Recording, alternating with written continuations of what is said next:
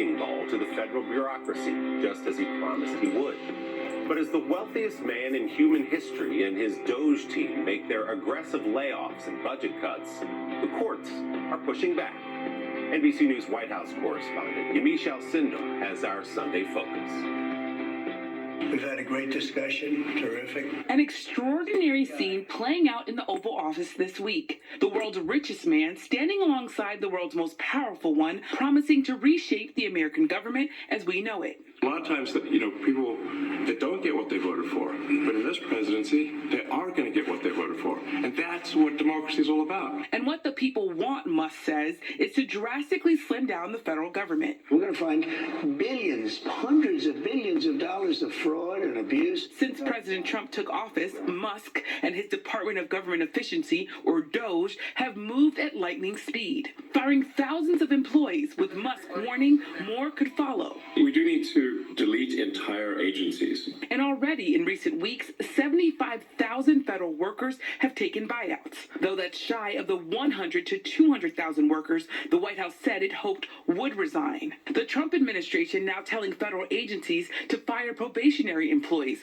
who typically have only been with the government a year or two. The end goal? To cut $2 trillion from the annual federal budget. Federal employees don't cost the government anywhere close to that figure. We need to be very concerned about these tech billionaires merging with the state, the government, and basically taking over the government. Elon Musk has got to go! But critics say Trump and Musk are moving too fast. They're just taking things down. And what they're going to have to do is they're going to have to put them back together again. Elaine Kmark is a former Clinton administration official who oversaw large-scale cuts to federal spending in the 1990s. It took you 8 years to cut something like 400,000 jobs. Elon Musk and President Trump are trying to cut something like 200,000 jobs in less than a month. Well, there's a simple reason for that. We cut fat, not muscle. We targeted functions that we didn't think were needed anymore. And we made sure that we had technology ready to take the place of those jobs. The DOGE cuts are already facing a number of legal challenges. There could definitely be conflicts of interest for Elon Musk, most notably because he hasn't gone through the normal process for becoming a government employee.